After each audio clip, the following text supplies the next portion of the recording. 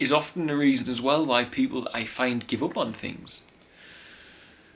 Because they block something with their thoughts. Now out there, thinking about things, I learned pretty quickly it's not going to work. It doesn't help to think how quiet and how lonely it can be. It's not going to benefit anybody on earth for me to do that, is what I soon realized. So I learned quickly not to do it. And I would pray and I would meditate. And I learned very quickly that thoughtlessness away from the human interactions and socializing, etc., is a stunning skill and gift to achieve in life.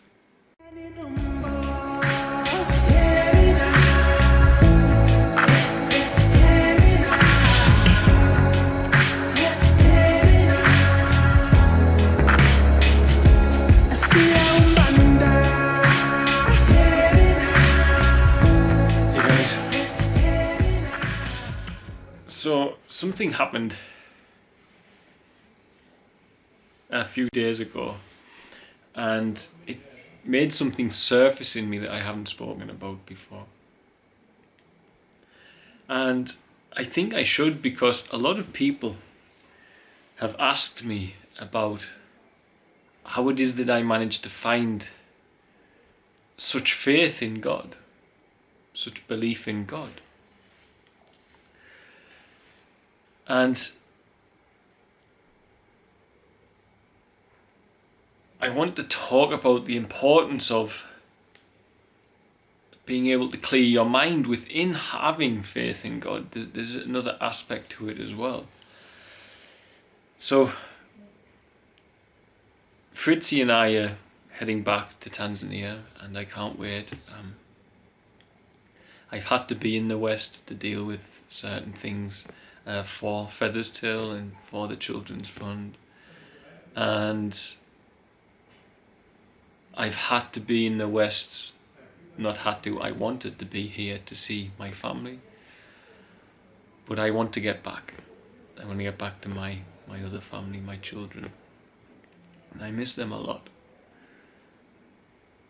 But Fritzy and I were having a discussion about whether or not I should go back by myself a little bit earlier than Fritzy and allow her to stay here and get some more things done. Now, we've decided not to do that anyway, we'll both travel together, but when we were discussing it, I began to think of and remember what it was like for me when I used to travel there by myself. And obviously having someone to share everything with is an amazing gift in life, and it's so much easier for me with Fritzy in my life, and travelling back there with someone is easier. Of course, you know, it's just, the whole thing is easier going on you. But there was a time where I didn't have someone to travel back with, so all I had was God. When you have no support, human support, then you tend to find yourself reaching for something more, and this is where I found a great deal of my faith, is in testing yourself to the limit. And I don't recommend everybody do that, but I know if you truly reach out to God and show with all you have that you are there and you are willing and you want to do His work, then He does reach back to you.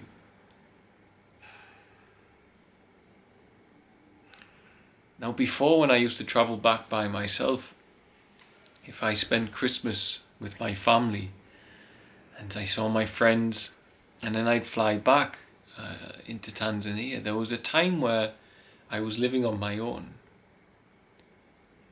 And when Fritzy met me, I was living on my own in the big house, which is now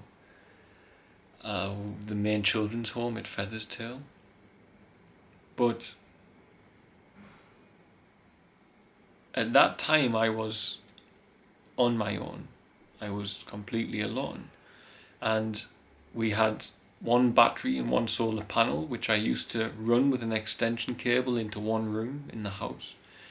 And it just wasn't the most comfortable living situation, is why I mentioned that. So I had power in one room, and if it wasn't sunny, I didn't have power. I was by myself, and I had the dogs. And Roger, the dog handler, moved in as well, but he didn't live in the main house with me, and he didn't speak good English. And I had... initially, Roger wasn't actually a dog handler, by the way. He was a Maasai, he's a warrior, and he and another warrior, Bahati, who is now actually working at the Street Children's Centre, they would be night watchmen outside, so I didn't have too much concern of sleeping, as in someone could come in, because I had two Maasai warriors outside who originally came to protect our dogs, because we'd gotten information and the feeling that our dogs were going to be poisoned at one point by people wanting to get me off the land, would you believe? There's videos about that on YouTube. But the living situation was pretty intense and horrible. And I would fly back by myself, and like anyone, if I allowed myself to begin thinking about what was going on, I'd start feeling sad, and it would get a little bit too much for me. I was in the middle of the Tanzanian countryside, and at night time there was just a deafening silence of insects making noises, and sometimes you would hear that silence in a bad way, and you'd long and you'd yearn to go back to your families. And the thing is, I always had the benefit of the memory of the daytime, and I'd remember the children that we'd helped that day, the children that weren't in child labour anymore, or the children who weren't struggling for medical care, the children who weren't hungry. And this stopped me from this pushed me to be strong in it and to call on God a lot more. But always, every time when you first came back from the West to Tanzania and lived in that way as I was, it was hard work, it was intense. And it was my faith in God that kept me going. And I put myself right in the thick of it, and God didn't fail to reach out to me. He helped me in many, many ways. Now, I got beautiful support online. At one point, social media became a little bit of a social lifeline for me. I wouldn't see people who were speaking good English, so I couldn't have full conversations with them as well. So there's that other side of your human nature. I don't know many of you who will have been away from the ability to have a conversation with people, an in-depth one, but it was gone from me. And social media at the time, Facebook, was a big help to me for that. But the thing that truly strengthened me was when I stepped into that environment, was having God. Now, this is the problem that we have, and I said it there, is when you think about what's going on around you in that situation, you start to get sad.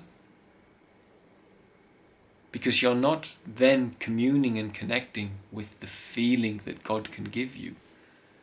You're blocking it. You're blocking it with your thoughts. And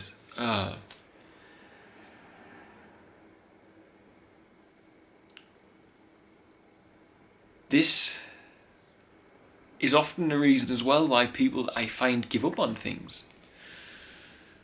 Because they block something with their thoughts. Now, out there, thinking about things, I learned pretty quickly it's not going to work. It doesn't help to think how quiet and how lonely it can be. It's not going to benefit anybody on earth for me to do that, is what I soon realized. So I learned quickly not to do it. And I would pray and I would meditate. And I learned very quickly that thoughtlessness thoughtlessness away from the human interactions and socializing, etc., is a stunning skill and gift to achieve in life. Because on those nights where it would get a little bit too much,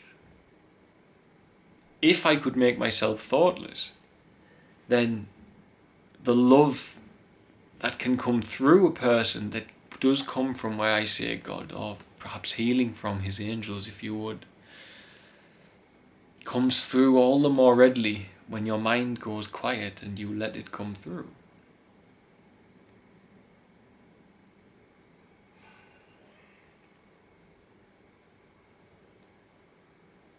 I made a video before about meditation, how an old-fashioned oil lamp that the glass covers up with soot, and when you clean the glass you meditate and let the light through. But our happiest state is in a state of allowing our light to come through in a non-serious way. To just allow it to come through because it can come through, and this makes us light and happy and playful. And when you think too much, there's a lot of dirt on the glass of the lamp and the light isn't shining through, so your natural state is not there. So when you manage to go silent, or when you manage to meditate and clean off the glass, as I said in that other video, to use the same metaphor, then you can come to your natural state of being, and the connection through the thoughtlessness, through the stillness of your mind, allows the love of God to come through. Because your carnal mind, as it's written in Christianity, in Gnostic Christianity, is not subject to the laws of God.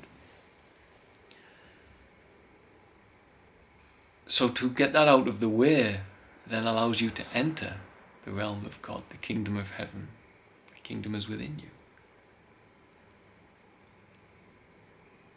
But to force yourself into that truly in the West is a difficult thing, because we're surrounded by such distractions in the West. So part of finding faith in God is taking a leap.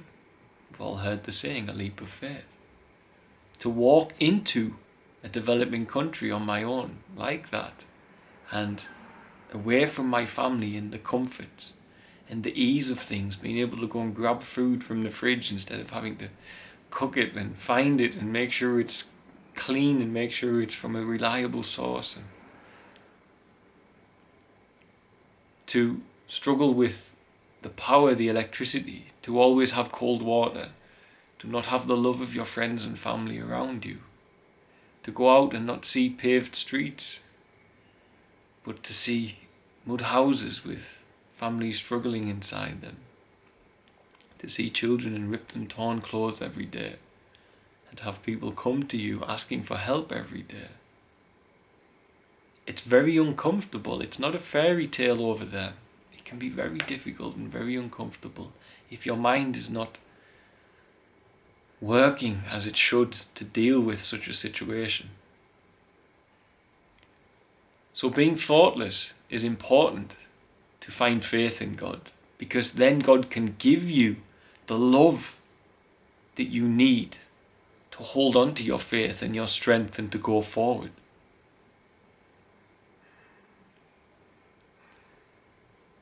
And part of it was just walking and trusting that God would do it. And then you need to do that. You need to trust that God will come to you. Because when you show him you have that much faith in him, he does.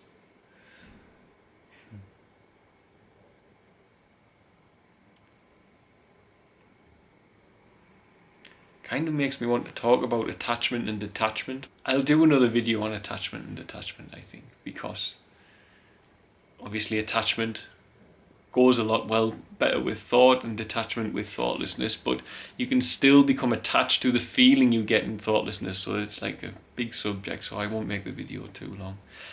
But it's just recalling that, and my feelings of going back to Tanzania by myself, it was very intense. But it was in being able to silence my mind, have silence of my mind, to silence my mind is what I was looking for. Can't get my words out. That allowed me to find the faith that I required, and with it the strength which came from God, came from within myself, which is where God dwells for me, to be able to stick it out and not to go back to the comfort and the love of my friends and family. And this is something I've never spoken of, and I haven't really thought about it a lot actually until this week. But if you want to find your faith, you've got to do uncomfortable things sometimes. And that's not everyone's path. Not everyone has to throw themselves out there to do that. Some of you will do that at home. Some of you will do that where you are right now, easily, in whatever way you want. But for me, how I found so much faith was taking such a big step outside of the comfort and the safety of what I knew, which is taking a bigger leap of faith, which reinforces and strengthens your faith in God. Because He does look after you. And it's when you go out there and do take those leaps of faith that you begin to see the miracles of the universe. And I'm not talking about miracles that science have explained. I'm talking about the miracles of synchronicity that science has yet to even possibly begin to explain, because it's such an individual event. It's nearly impossible to study with science. The synchronicity going on with me can't be studied unless a laboratory set up around me 24/7 for the rest of my life. Maybe you'll see some. I've had a few on video, so maybe I'll provide some mathematical evidence for synchronicity as I go on with my journey in Feather's Tail. So, okay, much love, guys.